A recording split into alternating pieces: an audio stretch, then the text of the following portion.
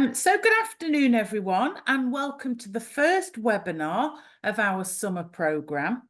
These webinars have been organised for caseworkers, workplace reps, health and safety reps, equality reps, anybody who is active within the NASUWT, have been organised by the National Training Committee.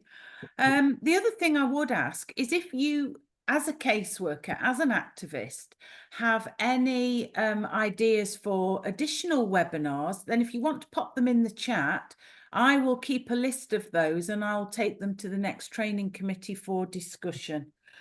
Today, we're delighted to welcome Gemma Scotcher from Education Support. Some of you may have met Gemma previously at other NASUWT events because we do work very closely with the organisation. And she's going to talk to you today about looking after your own well-being, because we are very conscious that you are juggling multiple roles, teaching and casework, as well as everything that goes on in your personal lives. And sometimes it can get a little bit overwhelming. So we've got Gemma here to talk to you about looking after your well-being. So over to you, Gemma. Hello, Kim and everybody. It's really nice to be here. As Kim mentioned, Education Support does work nice and closely with the NASUWT. Just a few weeks ago, it feels like very recently, I was in Northern Ireland with the NASUWT at the Northern Irish Conference. So if there's anyone here from Northern Ireland, hello. And that was a really great conference. And I think I'll be at something in Birmingham in May with you guys as well. So it's a pleasure to be here and to continue to work with you. So thank you for sharing your time. I know it's very precious, but hopefully I can share some thoughts on a Friday afternoon that can hopefully give you some nice things to reflect on, maybe over the weekend. But hopefully, you know, you've got a weekend ahead of you full of nice, either relaxing or rejuvenating things, because I know you will have had very busy weeks. So thanks. And I'll kick off. Let's see if I can get my slides to move along. Yeah, there we go. So a little bit about Education Support I'll start with. We are the UK's only charity that focuses on the mental health and well-being of everybody who works in education. And we've been doing it for a really long time. We're coming up for our 150th anniversary in the next few years, I think. We're certainly on about 148 or something like that. We've got all kinds of amazing things in our history. We've got benevolent funds, orphanages, you know, all kinds of support for teachers who, in days of yore, suffered from things like consumption. So we really do go back a long way, and we've always been focused on making sure that the education workforce is happy and well and supported. But we have probably since about the 1990s had a really laser focus on mental health and well-being. And that's what we continue to do now. So we work incredibly closely with all the unions, really. But what you'll find is, you know, we talk about a lot of the same issues that unions talk about, but we always have that focus on mental health and well-being. So I'll make sure that you guys leave today with like a sense of how we can support you.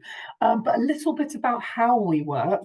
When we talk about mental health and well-being in the education sector, one thing I'm really conscious of and really keen to land is that we're absolutely never going to look at you and say, go and do some more yoga, you know, do some breathing exercises and it'll all be fine, you'll be well.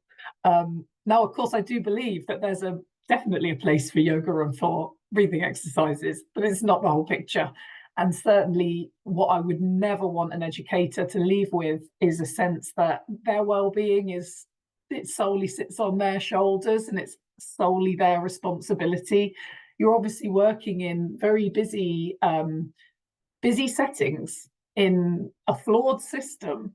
So there's loads of things that are feeding into the way you're able to feel and be in your day-to-day.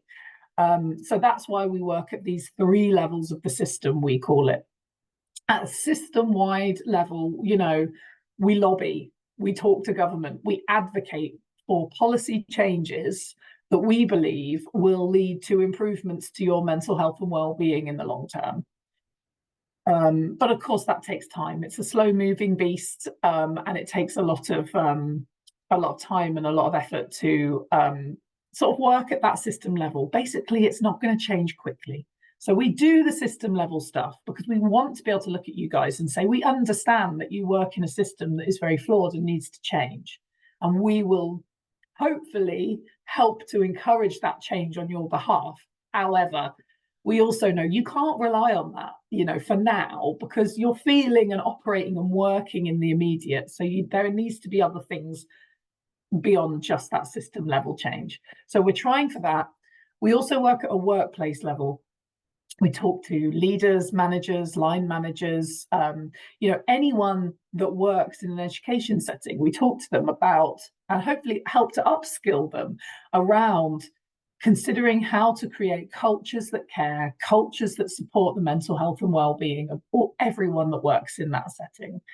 So I'll talk a little bit later about some of the stuff that we provide that can help you think about that if you're in a position to, or, you know, maybe there are resources that you might just take and share with, you know, leaders or decision makers in your own schools. You can do that as well. So we definitely work at that kind of workplace setting because, of course, your mental health and well-being is affected by the environment in which you work. That goes without saying. And in our last teacher wellbeing index, 55% of educators told us that the culture of where they work negatively affects their mental health and well-being. So we think this level of thinking is very important for helping support the education workforce. But we also work at the individual level. So, you know, working with particular people to help them think about prioritizing and protecting their own mental health and well-being. Because while we're thinking about the system and hoping to influence and make things even better at the workplace level, both of those things aren't immediate. So although we mustn't rely on just the individual because it's not solely on your shoulders, it is really important to know that the most immediate impacts, the most immediate changes that can have an impact today and tomorrow on how you feel in the workplace, they do happen at an individual level.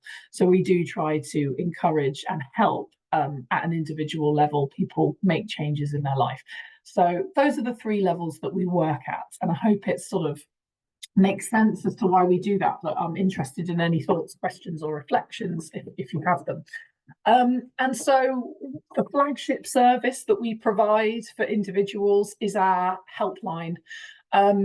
You can find a poster for the helpline on our website. Please, I encourage you to go and get that and print that out and stick it up around your schools if you're able to, and direct your cases, anyone that you're working with, to support if they're in emotional distress, or if you are ever affected by a particularly hard case and you're in emotional distress. This is the number to phone. You will speak to a qualified counsellor immediately, and it's a qualified counsellor who will understand the education sector. So we think this is a really important offer for you guys as education professionals, but also given the wait lists on mental health services at the moment, you know, we think it's important that you get that immediate access to support if you need it. So I just want to flag that's one of the most important things that we provide for individuals. But also, if you haven't heard of us before, and if you haven't had you know, a little nose around our website, I do invite you to just check out the website, join the newsletter. We write so much, well, I don't, my amazing team writes brilliant content, really tailored to the sector on mental health and wellbeing matters. So a lot of stuff on stress, burnout, how to stay well, but things like vulnerability in leadership, and, you know, how to be an authentic leader, stuff like that. So it's pitched to all kinds of different roles in the sector. We have specific content for ECTs and TAs and things like that as well. So do just invite you to go and have a little look, see what's helpful for you, see what's helpful for anyone that you might be working with if you have time. And the most efficient way is to just join our newsletter and you'll get it in your inbox. If you go onto our website, you'll get a little prompt inviting you to sign up to the newsletter. You can just pop your email address in there. And what's special about the content, because obviously there's loads of info about mental health out there, but we think we're the only people that are doing it through an education lens. So it will be really high quality mental health information, but through the lens of working in an education setting. So please do go and check it out if you like what I have to say today. Lovely. And I also just want to flag our professional supervision for leaders. If you're ever supporting anyone who has an SLT role, so assistant heads, deputy heads and heads can access professional supervision via our website as well through in England and in Wales. So just a little flag for that as well. And this is something that I really want to flag as well, this poster.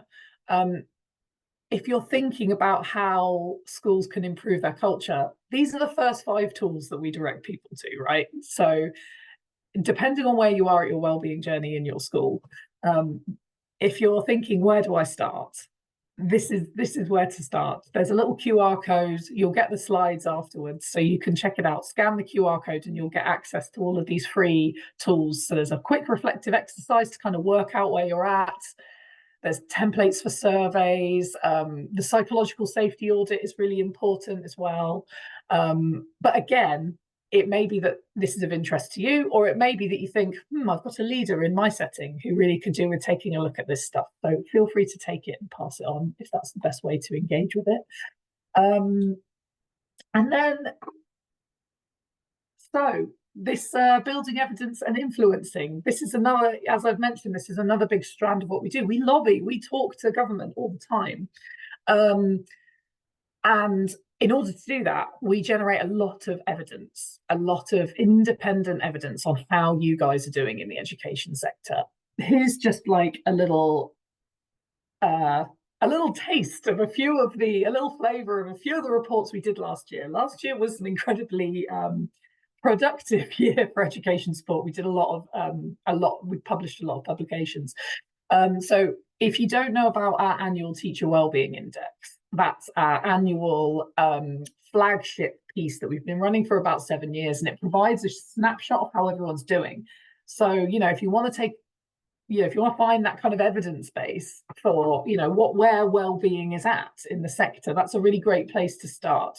We've done some work around the mental health and wellbeing experiences of ethnic minority teachers as well, which resulted in us launching a program recently called the Inclusive Staff Room, which has 2 strands, helping educators of colour from global majority backgrounds to connect and reflect together, building connections between them, as the research identified that as a need, but also a strand for leaders who want to think about how to create inclusive cultures for their staff who are from global majority backgrounds. So there's kind of 2 strands to it. So if you're interested in that, have a look on the website. We're really excited about that project. But what I really want to talk to you about is some of the findings in these final 2 reports. So the one on the far right there is a piece of work that we did around retention in secondary settings. And then we also did something called Teaching the New Reality.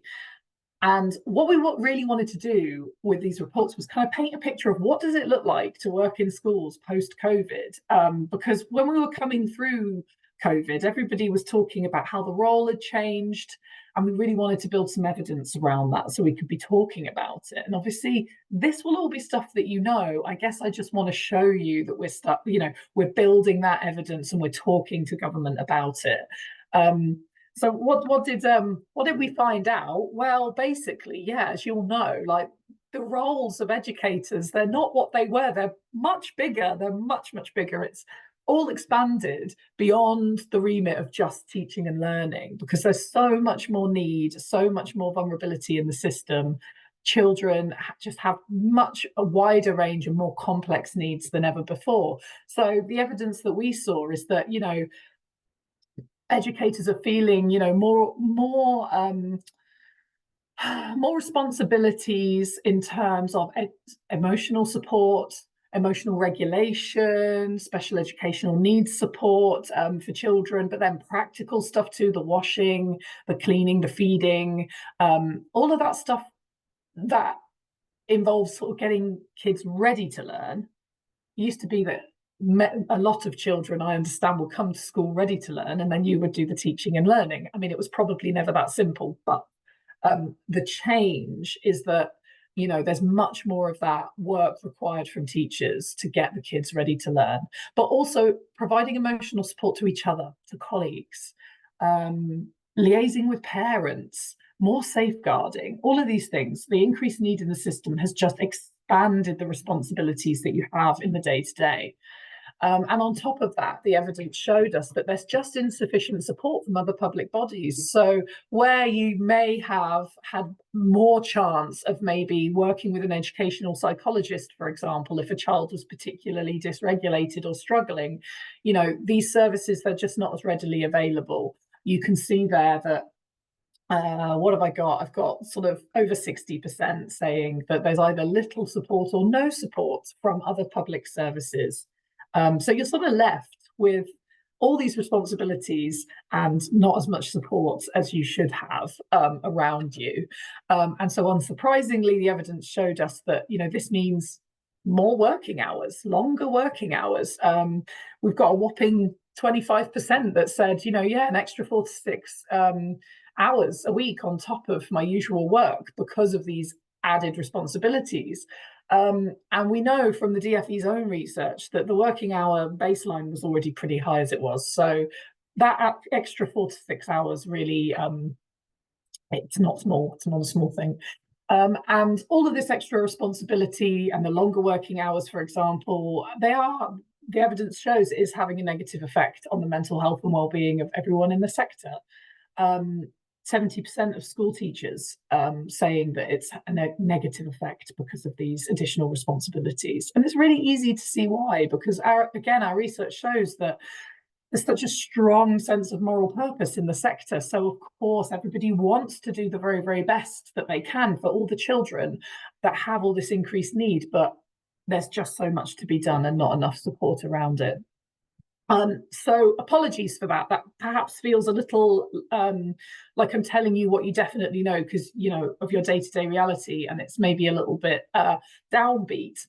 But I wanted to set that context. I really wanted to set that context because it's really, really important for what we're here to talk about today, which is obviously well-being.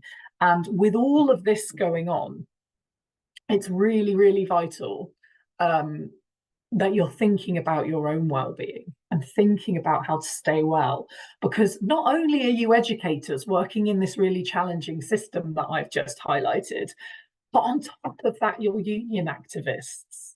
And wow, hats off to you. That's incredible. And, I thank you for doing that. It's really important work with a really clear collective mission and benefits. So within that context, it's vital that we think about your well-being. Why? So a very quick bit of history on the phrase self-care. It was originally used in asylums in the kind of 1920s in America for strategies for helping the mentally ill to recover by caring for themselves. But then eventually in the 50s and 60s, Black civil rights activists went, that's an interesting concept. That's probably relevant for us. Black civil rights activists were out there working really hard to kind of dismantle the struggle and, fight for liberation and equality. And they realized that that's really time consuming and exhausting, even though it's deeply important. And in order for them to do that and to do it well, they had to care for themselves. And they started to use this phrase. And I think now there's a little bit of an association of the phrase self-care with maybe ladies taking bubble baths or going to the spa or whatever. But no, it's a much, much more political term than that.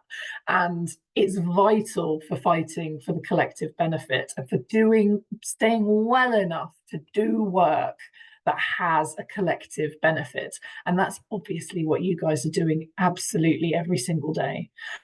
So I just want to stress that this quote has never been more real. Caring for yourself is not self-indulgence, it's an act of self-preservation, and that's political, as Audre Lorde rightly said. So I'm going to talk a little bit about 3 healthy habits to keep burnout at bay in this wider context that we've addressed.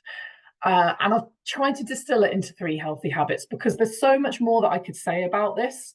You know, and if your school ever wants to invite education support, you know, to come and talk, or your branch meeting or whatever, you know, we can come and do that. We've got so much to say on this topic, but we're here for an hour today. And I just wanted to think about, you know, distilling it into a kind of easily digestible format for you guys on a Friday afternoon. So I've got three habits that I have, you know, that I would suggest to start with if we're starting from scratch. So the first thing is, get conscious about closing the stress cycle. So what on earth do I mean by that? Well, first and foremost, we've got to talk a little bit about stress versus stressors. What's the difference? Stressors are the things that come from the external world, the outer environment, and have an effect on us. Ofsted, parents, email pings, people asking you to do something when you're in the middle of focus. You know, these are external things that set our kind of stress response off. But they're external. They're always going to be there. There's no 2 ways about that. So then how is stress different from stressor? Stress is the physical experience in your body of that stress, and they are 2 different things. The stressor will always happen. The body response will happen in response to that. And what I'm asking us to do is start to think differently about that body response. So what happens when a stressor kicks off stress is your cortisol level goes off, and it tells your body there's a threat happening, quick, activate. And then the adrenaline kicks off, flowing loads of blood to your muscles, telling you to run, because in, you know, the Neolithic times, the threat might have been a predator chasing you. So it's like, run, get away from the threat. And then the endorphins kick in, and they're our body's natural painkillers. And they say, keep running. Yeah. I'm going to flood you with painkillers so you can just keep running because you need to get away from that predator. But of course, in your working day, the stresses that are affecting you don't necessarily warrant or allow, you know, you're not in a situation where you're allowed to or able to run away. So what do we do? Because, you know, these stress hormones have that evolutionary function of protecting us and getting us away from the threat, but they're really not designed to be in our body for the long term. They're really not. If you're in a constant state of stress, if that stress response is activated for the long term, there's very real risks to our health in terms of cardiovascular, autoimmune, all kinds of different musculoskeletal challenges and problems. So we really need to think about not having that present in our life constantly. Present in our bodies constantly. So what is the stress cycle? The stress cycle is this little cycle that we go through where we're sat and we're fine, we're tapping away on our laptops, doing some email, we're absolutely safe. Then all of a sudden, you get a very aggressive email through, complaining or telling you off or something, and whoop, all of the stress hormones are released, and we're in a state of danger. You know, in evolutionary terms, we've spotted the predator. And so our body goes into fight. That says flight. I've just noticed that. It should say fight, flight, or freeze, which you'll have heard of. There are other things that come under this, like fawn and other stuff, but that's the 3 that people have heard of. So your body reacts, and people either get aggressive or they turn inward, you know, and get more depressed. So it's worth thinking about what your go-to reaction is when you're stressed. But ultimately, what happens for a lot of people is, rather than acknowledging that they're stressed and then feeling safe and then becoming safe and the stress hormones reducing, many of us are chronically stuck in this fight, flight, and freeze phase. And that's where the health problems can come. And really what we need to do is invite ourselves to notice and to complete the cycle so that we can start to feel safe and reduce those health hormones, those stress hormones. It's in some ways easier said than done if you're constantly stressed, right? Well, I'm constantly stressed. How do I work out how to come out of a state of stress? Well, there is science that backs up strategies that we can take. And I'm going to talk about what's on my slide. But the first thing I will say is it does start with noticing. Noticing how you feel when you are activated and stressed. Is it sweaty palms? Is it slightly dizzy, out-of-body experience feeling? Fast heartbeats? Talking quicker than normal? I definitely do that one. Or, feeling like your breathing is shallow. There's so many physical signs that show us. And of course, just the butterflies in our stomach or the peaks and dips of anxiety. Are we in tune with those? Are we able to spot it and say to ourselves, I'm stressed. I'm stressed now. I can feel it. And if we are able to notice, then that's the first thing. And that's so vital, because if we're able to notice, we are then able to invite our bodies into a state of safety by noticing that we're out of it. And then some of these strategies up on the slide can come into play. Now, they can feel a little bit pedestrian. I do understand that sense of, they're all quite obvious and pedestrian, but the fact is they're readily available to us all, or most of them are. And also they are backed by science. So, laughter or connecting with other people can increase oxytocin, which can reduce your stress response. Oxytocin is called the love hormone, and it's the hormone that you're flooded with, when you feel that real sense of belonging with someone. People often say it's the hormone that mothers feel when they hold their babies. That when you're flushed with that feeling of connection, that's oxytocin, and that really makes all the stress hormones in your body reduce, which is so good for your long-term health. So can you notice next time you feel that, and then say to yourself, and then really note what it was that helped you to feel that? Because next time you're stressed, you probably need a bit more of whatever you were doing in that moment, whether it's laughing with a friend, writing poetry, drawing, being creative, or having a good old cry, which is a really underrated stress relief mechanism in my view. So have a little think about those things and the role that they play in your life and how they can help you close that stress cycle. Sorry, I gave you a sneak peek there. What's my next healthy hint is prioritizing rest in all of its forms. So yeah, rest, sleep, they're ones that people talk about a lot, aren't they? And they are vital. But I want to make the point that it's not just about sleep, although sleep is so important for managing your stress in the longer term and for beating burnout in the longer term. I want to give a new perspective where we realize that rest isn't simply sleep. There are so many forms of it. Just take a look at this. I mean, physical rest is obvious. Mental rest, I think, is such an important one for the modern age, especially for you guys, because I bet your minds are kind of taken in a million directions in a day. How can you factor in a very short burst of rest in the day? People often say, I'm too busy to rest. But how do we just factor in a quick screen break so that our eyes can look into the middle distance and focus on the horizon, and our brain can stop operating at 1,000,000 miles an hour, move out of doing and into being for a minute?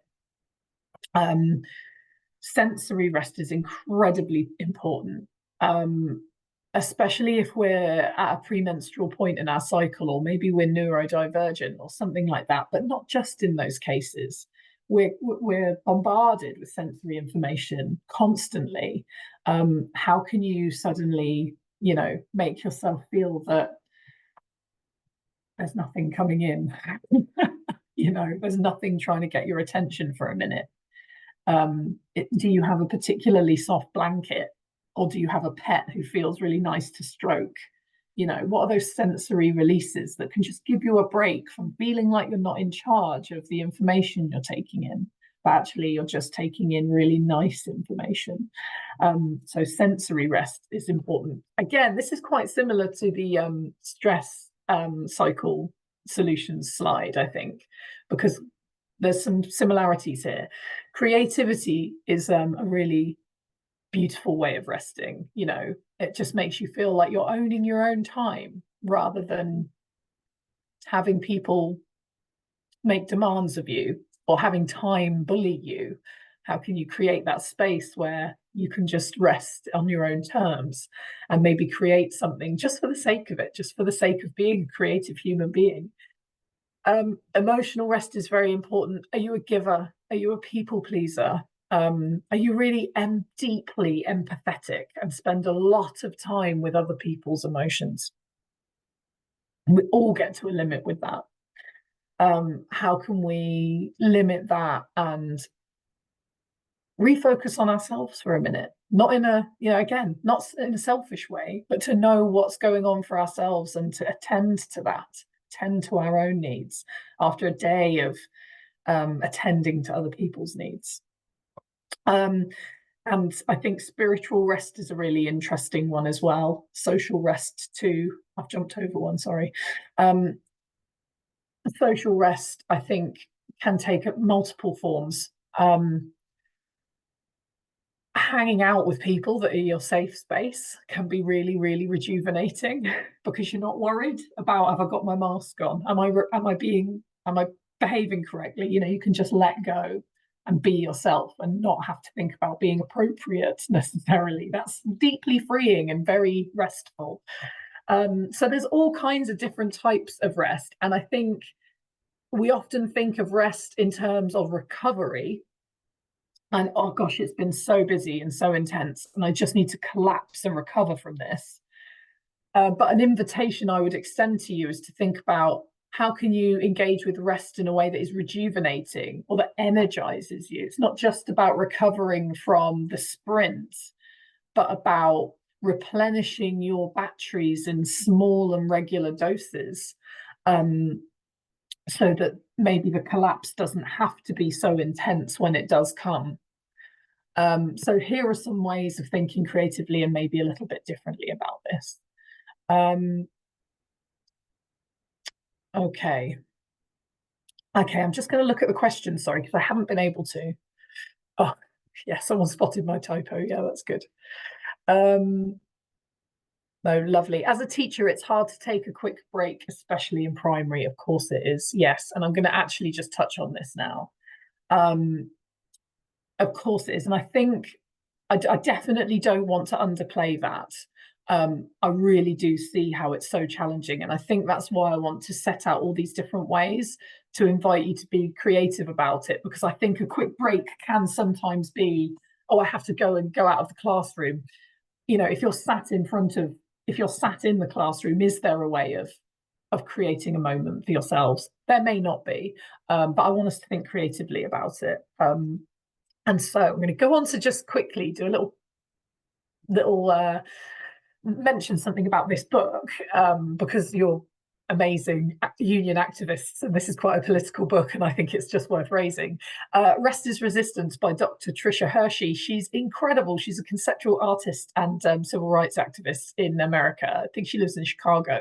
And she talks, this is a very amazing book that talks about how rest can be used as a tool for liberation from overwork and what she calls grind culture. It's a very deeply political piece. So it may not be for everybody, but I suspect you guys might have an appetite for it. And I think the thing that is really interesting about what she says is, well, she talks about her grandmother, and her grandmother always had like 3 jobs, 5 kids, and God knows how many grandchildren. She worked hard and she was poor, but she said she always took 10 minutes every day to sit on a sofa and just close her eyes. And I think Trisha's invitation is for us to realize that the compulsion to work constantly and relentlessly is really, really ingrained in our culture. And it's really hard for us to think differently about it, because we do often equate our productivity with our self-worth. But she's inviting us to think differently and say, actually, you have inherent worth as you are, and you're worthy of rest. And rest can take many forms. And her grandmother, who was so busy and so overworked, could find 10 minutes to close her eyes on the sofa every day.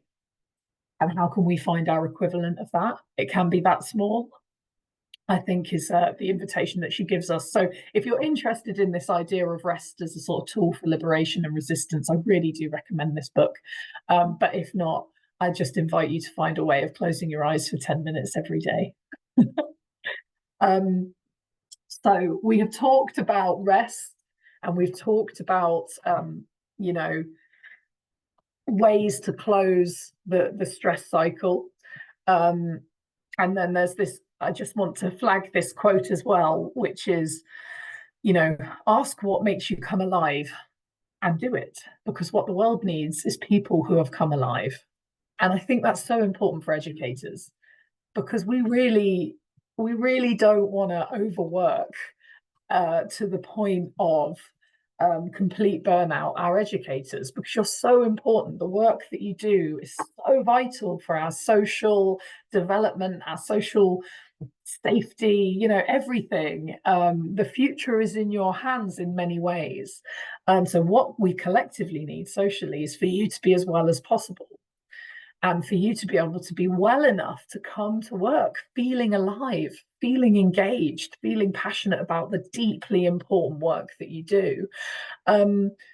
So please only take what is useful from what I'm saying. Be creative with it. Think about how some of these ideas might work for you practically in your life, because I do understand it's incredibly challenging. And then ask yourself, within that rest and within that calm nervous system that maybe we get if we learn to close the stress cycle, like who are you? Who are you beyond the job? Who are you beyond the union activism? As a whole person without those hats on, who are you and what makes you come alive? And if you can answer that, and not everybody can, and that's also okay, but if you can answer that, do more of that, because we need you well and energized, because the work that you do is so important. And whatever that is, that will be a form of rest and recovery as well. So I hope that's useful in terms of thinking about rest a little bit differently. Okay. Any questions before I just move on to the next and final point? Can I just say, Gemma, Janique Yes. has got her hand up, and I think if you go over to Janique, you can press allow to talk. Oh, I didn't know that I had these powers. Brilliant, Janique. Does it work for you? Well, what I can't do is see everybody. I've got a list of people. And if you hover over Janique, it should come up with allow to talk. If Oh, not, I I see. can do it for you. Oh, I see. I've got chat. Yeah, could you do it? I can only press chat on Janique's name. I don't know how to allow to talk. Okay, I shall do that now. There we go. Here's Janique. Hello. Hi. Hi. Sorry, I don't know why my hand was raised. I didn't mean to. I'm very sorry. Apologies. All right. No worries. Nice to sort of meet you anyway. All Okay. good. Okay. And Fiona has raised her hand. Oh, there we go. Oh, yeah, I think I can see now. Here she comes, Catriona. Hello. Hiya. Hi, Katrina. I think I put it in the Q&A, but then I Yeah. got logged out, so I'm That's sorry. okay. I already got it. I was just going to ask. I missed the start of the webinar. I was just late from the lesson. Are you sharing the slides by any chance afterwards? Yes. Yeah, Yes, you will have them from Kim. And there's lots of information about education support services in there, so please do check them out. we would love a welcome from education support. I've just passed on to the deputy all your information, and I think she logged in this week. So oh, brilliant. We'll get Fabulous. in touch. Thank you. Lovely. Thank you. Nice to meet you, Katrina. Okay. Can you still see my slides? No. No. We've just got the white one that's it's just got a little bit of education support at the top. Yes. So I have now I just need to find my slides again, basically. I've lost here we go. Fine. I will crack on with the third and final tip from my yes, okay, 41. Great. So my final piece of advice is embracing life's grey areas. Because I think it's really important to remember that within all of this, we're not robots. And linking to Dr. Tricia Hershey's, important critiques of modern day life and how we're obsessed with our productivity. And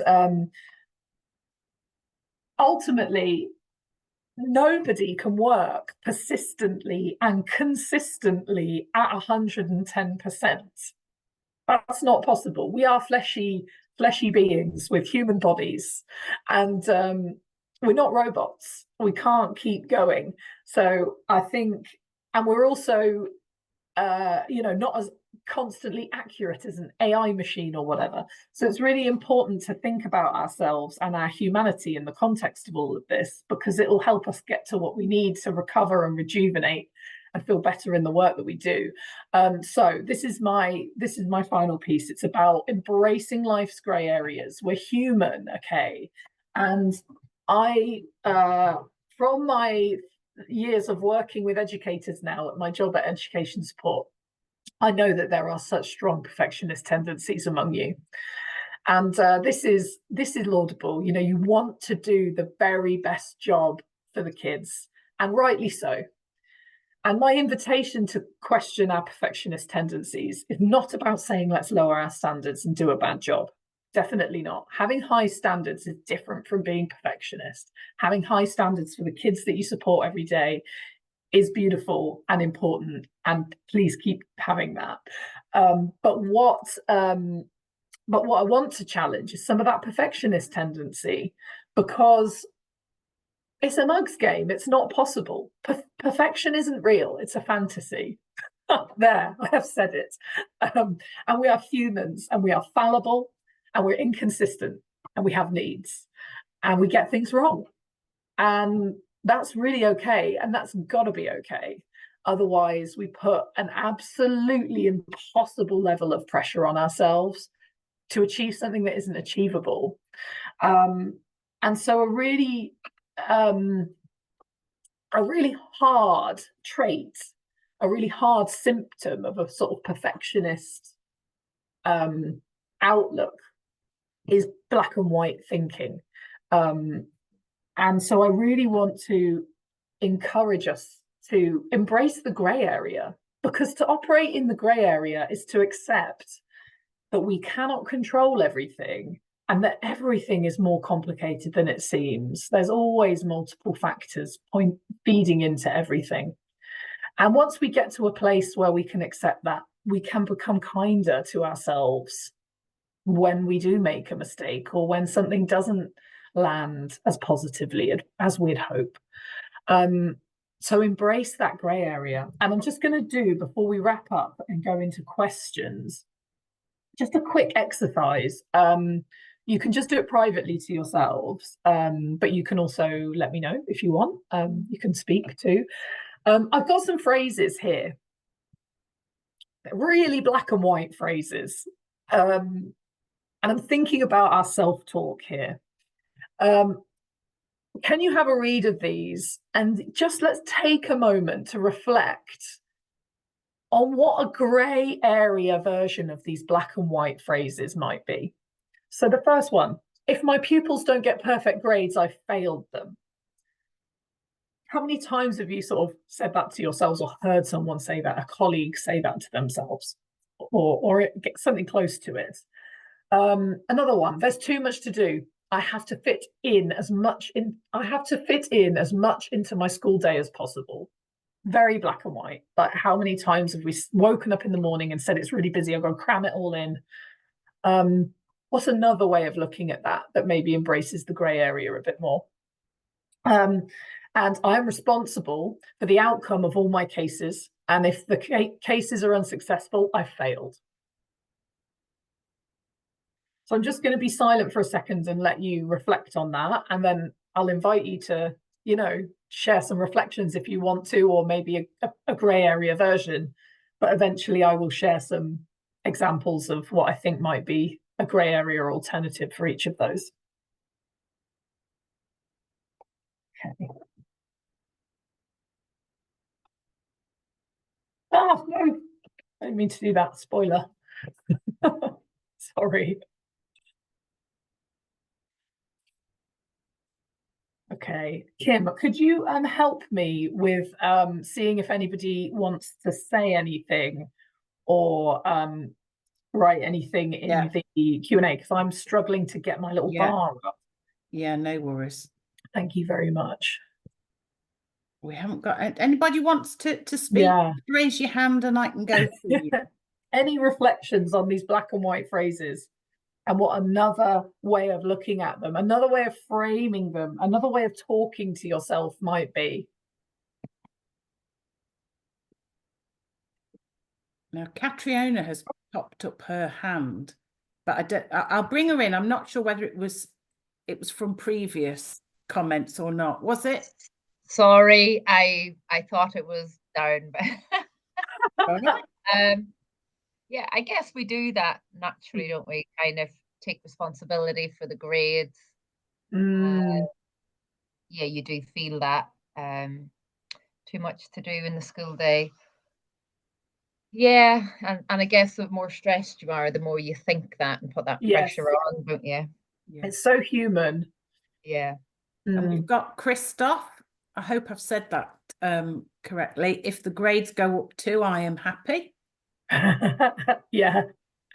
I think, Katrina, you mentioned the word responsibility, and I think that's a really, really important word here, because actually by carrying the feeling that you carry sole responsibility for these things, that's where you get into quite black and white territory, because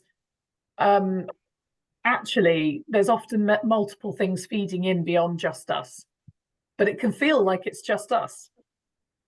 And I think, I don't know, am I still muted or? No, you're there, I can hear you. I think I'm very new to the union role, and it's even like I felt really bad today because I teach PE, and there was an email come in, and I just don't get on the computer till God knows when. So it's that responsibility as well. It's something new, and I feel really, you know, being new to the role. I don't know what's the time frame we're meant to respond, and you don't leave people thinking you're not being proactive. So it's it's a challenging one. So what I guess a black and white phrase there might be, if I don't respond quickly enough, I've let them down. What might be a kind of more grey area way of framing that, do you think? Yeah, I don't know. I can help if you want me to. Yes. Yeah, so I guess, and I'll share my my grey area versions of all the phrases. I think a grey area version of what you're saying, Katrina, might be, you know, there's lots of things that are stopping me from getting to everything as quickly as I would like, but I will get to it when I can, and I will do my best for that person when I do get to it. Yeah. Because that's based in reality, isn't it? Yeah. I'm just writing that down. Yeah, and you'll see those themes in all of the grey area responses. For if my pupils don't get perfect grades, I failed them. I've done my best for my pupils, and I only play one part in their story. Their achievements reflect many factors in their life.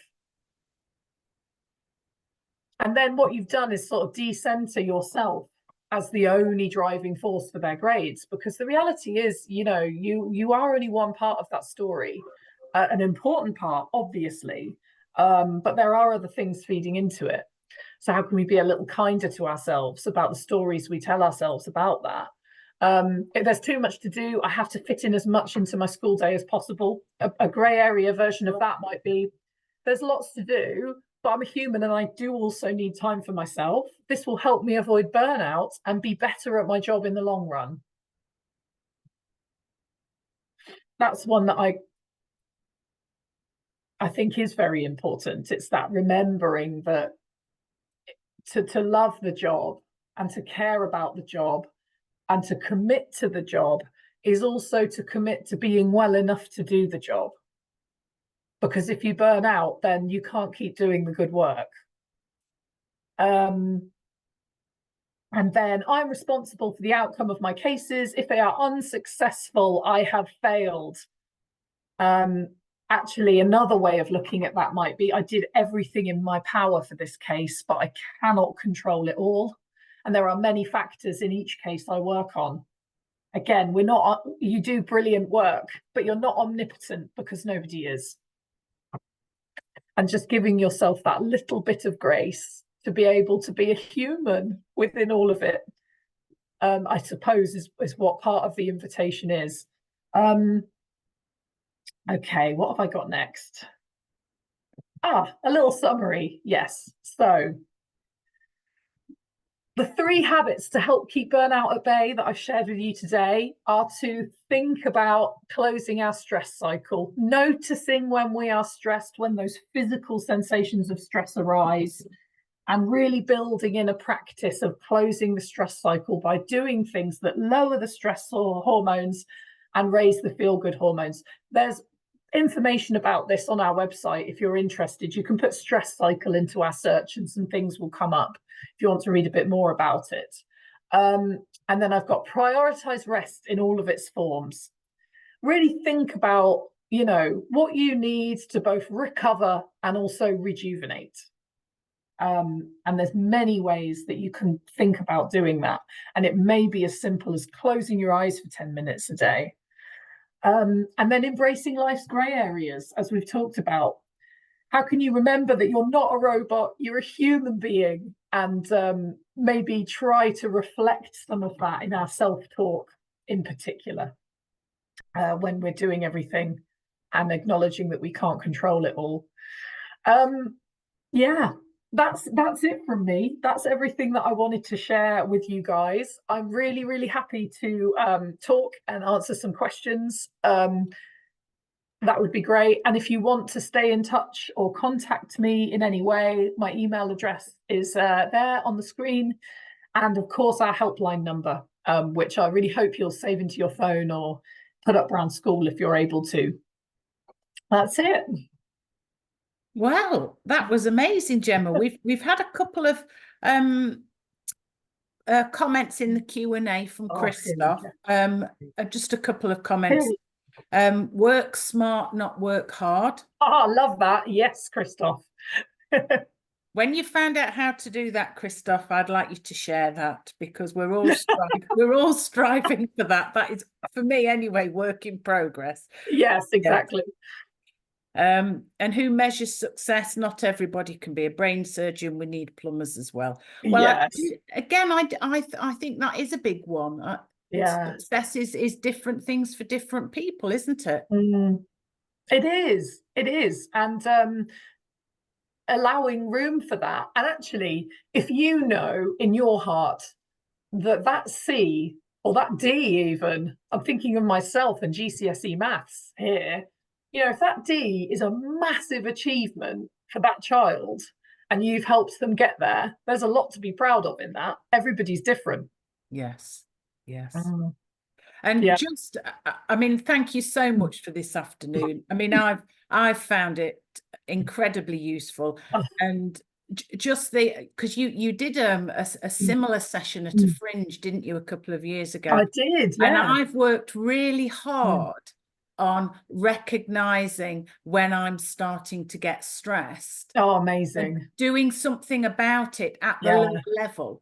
Yeah. rather than waiting for me to feel completely and utterly overwhelmed. And I've really worked actually on my time management and saying no.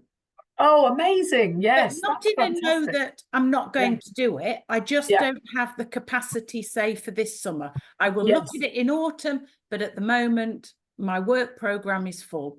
Yeah, and amazing. It is, once you start to take control, it does become easier. The more you practice it, and then you feel better about yourself because you don't feel so out of control.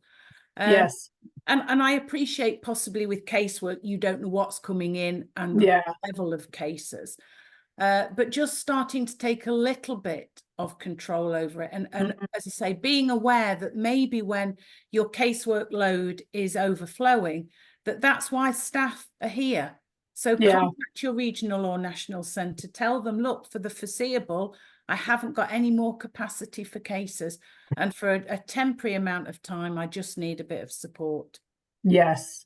Oh, that's really good advice. And I really love hearing that you've been working on it as well. We do have a resource on our website called, I think something like Learning to Say No and Boundaries. So if you want just some practical support around ways to phrase no, then do check out our website. I can feel a course coming on, Gemma. Yes, it's my favourite, learning to say no without really using the word. Yes, that sounds fabulous. Right, I think that's about it. There's a few comments in the chat, but excellent. Oh, well, very, it's very been a positive. pleasure. Oh yeah, here we go. There's a few. Oh no, I've read these. Great. Yeah, lovely. Thank you so much. It's been a real pleasure. Right. Well, thank you ever so much for attending. And I hope you all enjoy the rest of your day and the weekend when it finally rolls around, and that we finally get to see some sunshine. And thank you, Gemma. It's been brilliant. And I'm looking forward to working with you again at some point. Yes, definitely. Take care, everyone. Thanks. Bye. Bye.